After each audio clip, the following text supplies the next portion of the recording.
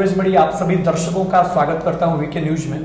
हमारे साथ आज तीन कवि जुड़े हुए हैं। पहले कवि सौरभ सदफ जी जो गाजियाबाद से हैं, दूसरे कवि अमूल्य मिश्रा जी जो उत्तर प्रदेश के सुल्तानपुर जिले से हैं, और तीसरे हमारे बीच में अश्वनी मिश्रा जी हैं जो फतेहपुर की धरती से हमारे बीच में आए हुए हैं। तीनों कवियों को लेके और उत्तर प्रदेश में जो राजनीतिक माहौल पूरे भारत में चल रहा था, लोकतांत्रिक माहौल जो चल रहा था, लोकसभा के चुनाव चले, 543 सीटों को लेके जो मतदान हुए, उन सारी चीजों का ये तीनों कवि हमसे और आपसे जुड़ेंगे। आप सभी सुनिएगा। पहले जो कवि हैं सौरभ सदफ जी, उनसे पहले मैं एक पैरोडी सुनाता हूं। आप सभी ने उत्तर प्रदेश के अमेठी का हाल देखा होगा। अमेठी में चुनाव का माहौल चल रहा था और कैसे धाराशाही जो परिवारवाद वंशवाद धाराशाही हुआ, उस पे एक पैरोडी मैं आप लोग के बीच रखता हूं। उसके बाद सीधे सीधे सौरभ सदफ से जोड़ना चाहूंगा आप लोग को। स्वागत है भाई। कि कहता है रोकर पप्पू बेचारा, कहता है रोकर पप्पू बेचारा, कुर्सी मिलेगी अब ना दोबारा। कहता है रोकर पप्पू बेचारा, कुर्सी मिलेगी अब ना दोबारा। जाएंगे इटली खाएंगे डोसा, अब ये अमेठी भी ना हमारा। कहता है रोकर पप्पू बेचारा, कुर्सी मिलेगी अब ना दोबारा। और क्या हुआ कि भारत में जाकर कांग्रेस बनाया, मम्मी और जीजा सबको डुबाया। भारत में जाकर कांग्रेस बनाया, मम्मी और जीजा सबको डुबाया। मम्मी जी कहती ना दो इस्तीफा, मम्मी जी कहती ना दो इस्तीफा, ओ मेले लाहुल खा लो ये पिज्जा। कहता है रोकर पप्पू बेचारा। इसी हास्यात्मक परिवेश में मैं जोड़ना चाहता हूं सौरभ सदफ जी, स्वागत है आपका। बहुत शुक्रिया सूरज भाई, और वीके न्यूज़ के सभी दर्शकों को लोकतंत्र के इस त्यौहार की बहुत मुबारकबाद मैं देता हूं। खासतौर पे भारतीय जनता पार्टी को जीत की शुभकामनाएं। और देखिए सूरज भाई के जिस राष्ट्रवाद की नाव पे सवार होकर बीजेपी ये समंदर में अपना परचम लहरा रही है, उसी राष्ट्रवाद के नाम ये चार मिसरे हैं। और ये सच्चा राष्ट्रवाद क्या है कि जिन शहीदों पे जिन सभी ने सियासत की, कोई भी अछूता नहीं है, कोई दल अछूता नहीं है, उन्हीं शहीदों के नाम पहले चार मिसरे समाप्त फरमाया। तो कहा यूं कि वतन पे मरने मिटने का वो जज्बा याद रहता है, वतन पे मरने मिटने का वो जज्बा याद रहता है, ये मिट्टी याद रहती है, ये सजदा याद रहता है। क्या बात है। वतन पे मरने मिटने का वो जज्बा याद रहता है, ये मिट्टी याद रहती है, ये सजदा याद रहता है, और ये काफी है मेरे मालिक जो रहमत तूने बख्शी है। ये काफी है मेरे मालिक जो रहमत तूने बख्शी है। मैं सब कुछ भूल भी जाऊं तिरंगा याद रहता है। ये काफी है मेरे मालिक जो रहमत तूने बख्शी है, मैं सब कुछ भूल भी जाऊं तिरंगा याद रहता है। और देखिए अब राष्ट्रवाद से चलते हैं राजनीतिक गलियारों की तरफ। सभी पार्टियों ने अपने अपने उल्लू सीधे करने के लिए जनता को कैसे कैसे उल्लू बनाया है, सभी इससे वाकिफ हैं। उन्हीं के नाम ये चार मिसरे आप समाज फरमाएं। देखिएगा कि कभी पगला कभी उल्लू कभी बकरा बना देंगे, वतन को बेचने वाले तुम्हें क्या क्या बना देंगे। बहुत अच्छा है। उन्हें शीशा दिखाने की कभी तुम भूल मत करना। नेताओं के नाम है कि उन्हें शीशा दिखाने की कभी तुम भूल मत करना। बेचारे छटपटाहट में तुम्हें खतरा बना देंगे, बेचारे खटपटाहट में तुम्हें खतरा बना देंगे।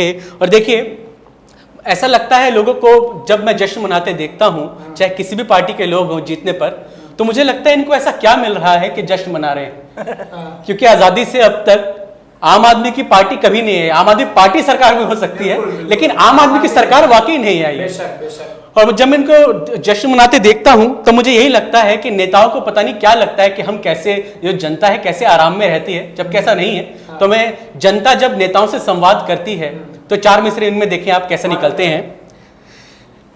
ये जनता कह रही है नेताओं से, उसको शक है मैं बहारों में बड़ा रहता हूँ, उसको शक है मैं बहारों में बड़ा रहता हूँ, कौन बतलाए के खारों में पड़ा रहता हूँ। बहुत सुंदर। उसको शक है मैं बहारों में बड़ा रहता हूँ, कौन बतलाए के खारों में पड़ा रहता हूँ। और वही शेर जिसके लिए जहमत दी कि किसी की भी सरकार आए, गरीब का आम आदमी का आज तक कभी भला नहीं हुआ।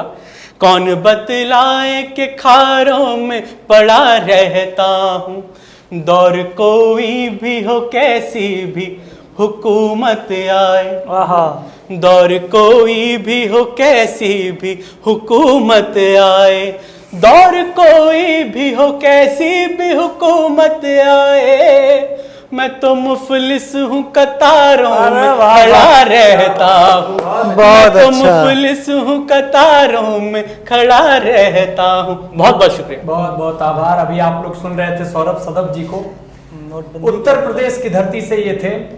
उत्तर प्रदेश में जब बीजेपी की सरकार आई तो हमारे माननीय योगी जी मुख्यमंत्री बने। आते ही नौजवानों के पीछे एंटी रोमियो छोड़ दिया। जब मैंने पूछा कि योगी जी आपने ऐसा क्यों किया, तो बोले कि बेटा जिस सुविधा का लाभ हम खुद नहीं ले पाए वो तुम्हें कैसे दे। तो उत्तर प्रदेश में ये हाल था एंटी रोमियो का। तो उस पे मैं आप लोग को एक पैरोडी सुनाता हूं, क्या हुआ उत्तर प्रदेश में।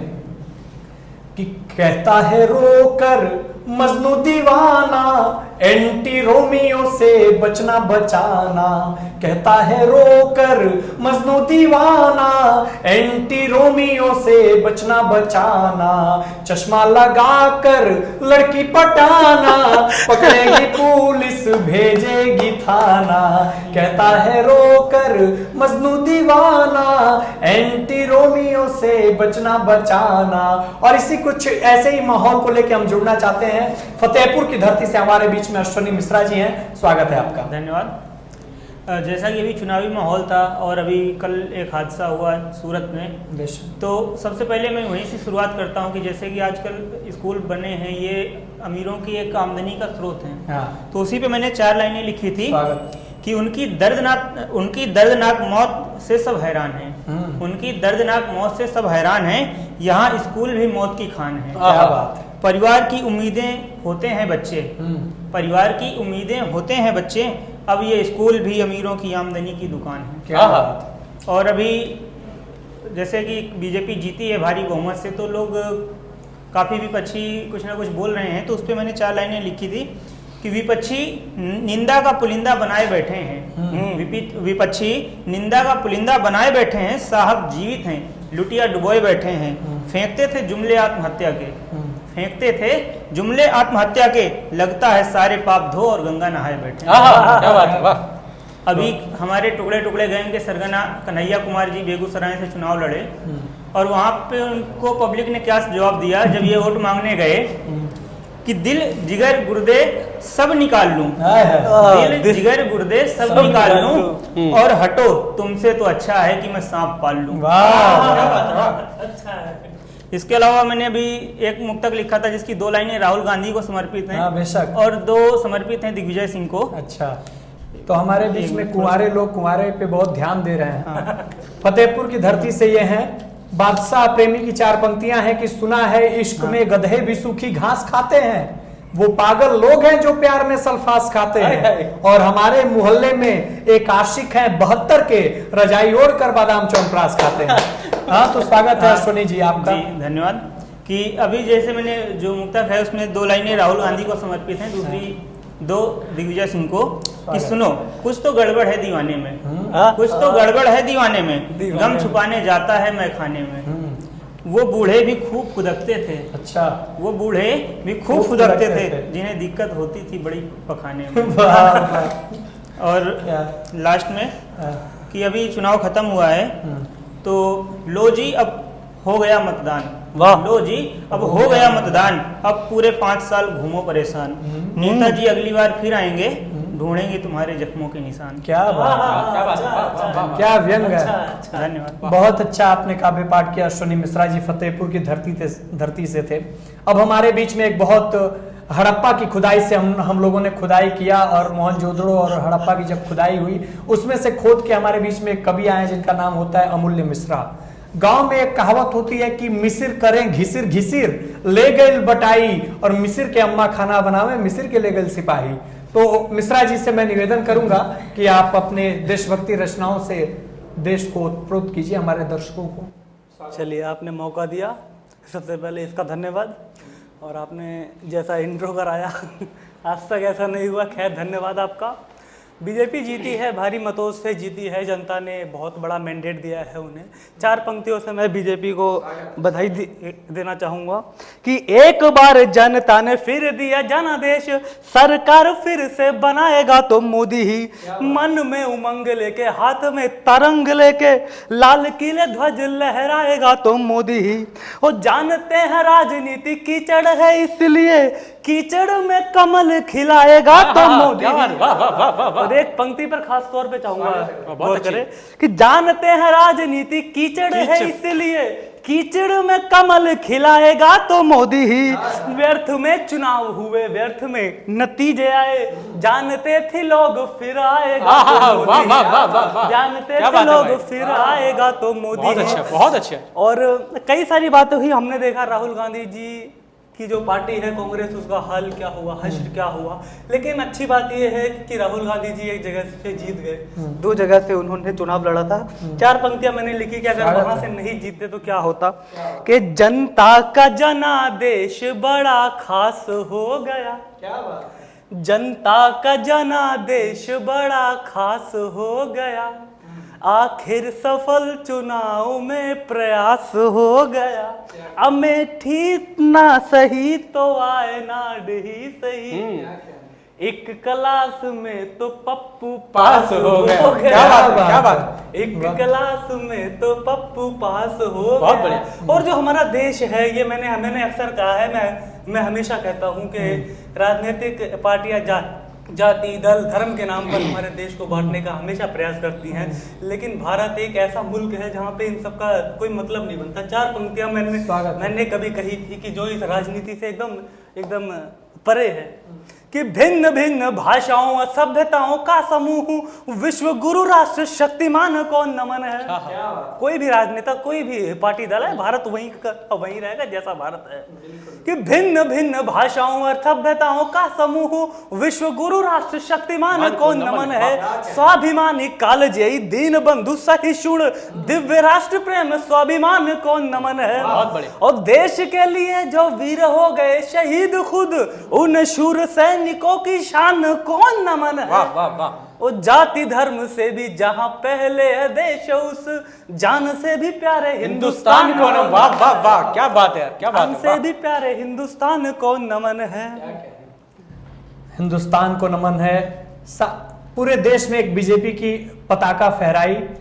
कश्मीर के जो कुछ उद्दंड लोग थे, जो सैनिक के गालों पे चाटे मारते थे, पत्थर फेंकते थे, उनके लिए भी 4 पंक्तियां मैं कहना चाहूंगा। अमूल्य जी सुनिएगा कि सैनिकों के प्रति क्या है कि भारत के हो वीर सिपाही, आगे बढ़ते जाओ तुम, देश तुम्हारे साथ खड़ा है, बिल्कुल ना घबराओ तुम, और वक्ष फाड़ दो पकड़ के उनका जो पत्थर बरसाते हैं। कश्मीर के घर घर में अपना झंडा फहराओ तुम, कश्मीर के घर घर में अपना झंडा फहराओ तुम। अभी अभी आप लोग सुन रहे थे अमूल्य मिश्रा जी को। तमाम देश में हर बार देखा जाए तो राम मंदिर को एक बहुत बड़ा मुद्दा बनाया जाता है। राम जी हमारे कुलाधिपति हैं, हमारे सभी देवताओं के हमारे पूजनीय माने जाते हैं। पुरुषों में उत्तम पुरुषोत्तम उनका नाम है। मैं राम मंदिर का जो मुद्दा चुनाव में हर बार उठाया जाता है और हर बार राम जी को लेकर चुनाव जीता जाता है और फिर राम जी 4 साल 5 साल के लिए भूल जाते हैं। मैं राम जी का परिचय एक कविता के माध्यम से देना चाहता हूं कि आखिर जी हमारे राम जी हैं क्या। सुनिएगा कि राम जी हैं आधार हमारे, राम जगत के प्यारे हैं।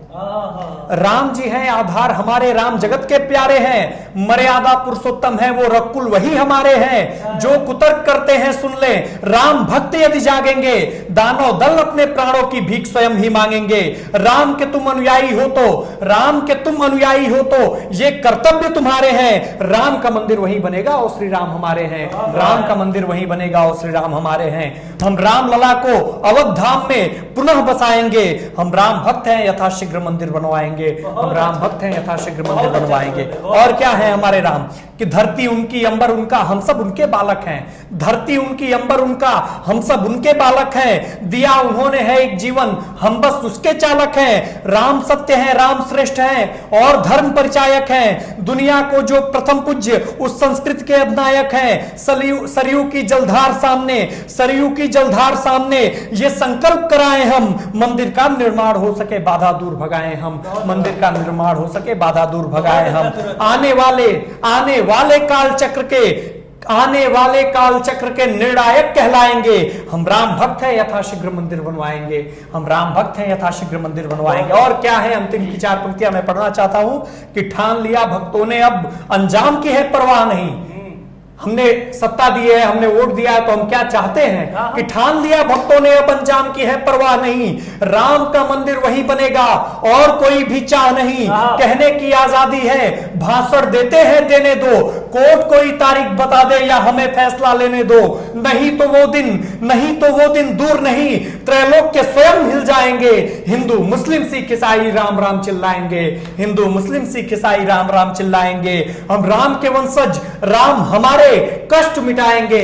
हम राम भक्त हैं, यथाशीघ्र मंदिर बनवाएंगे। हम राम भक्त हैं, यथाशीघ्र मंदिर बनवाएंगे।